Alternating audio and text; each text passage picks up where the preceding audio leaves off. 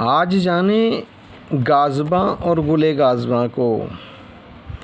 گازباں فارسی اور عربی میں لسان السور اور کئی دوسری زبانوں میں اس کو الگ الگ ناموں سے جانا جاتا ہے۔ ایک نبات یعنی پیڑ ہے۔ اس کے تمام اجزاء کھردرے اور روئیں دار ہوتے ہیں۔ پتے بڑے بڑے گائے کی زبان کے جیسے ہوتے ہیں، سبز سفیدی مائل، اور ان پر سفید سفید نقطے قدرے بلند چبھنے والے لگے ہوئے ہوتے ہیں۔ پھول گل انار کے ہم شکل لیکن اس سے چھوٹا اور لاجوردی ہوتا ہے۔ تخم سفید رنگ لباساً اور تخم کرتم سے زیادہ باریک ہوتا ہے۔ اس کے پتے اور پھول زیادہ تر دواؤں میں استعمال کیے جاتے ہیں۔ ان کا مزہ پھیکا اور لعابدار ہوا کرتا ہے۔ مزاج: تازہ گازباں گرم تر، خشک گازباں گرمی مائل اور خشکی مائل۔ افعال: گازباں مفرح اور مقوی اعضائے رئیسہ، ملین طبع اور منفس بلغم ہے۔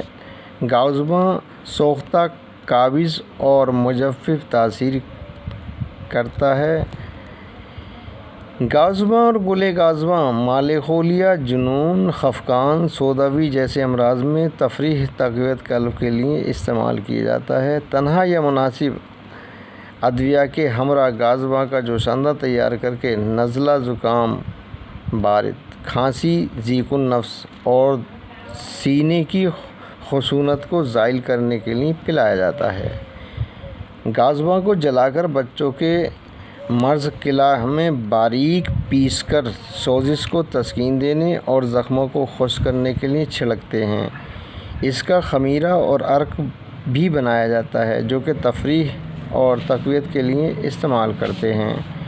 خاص نفع: مفرح اور مقوی قلب ہے، یعنی دل کو طاقت دیتا ہے اور گھبراہٹ کو دور کرتا ہے، کھانسی، زکام، نزلے وغیرہ کو صحیح کرتا ہے اور جوشاندوں میں ڈالا جاتا ہے۔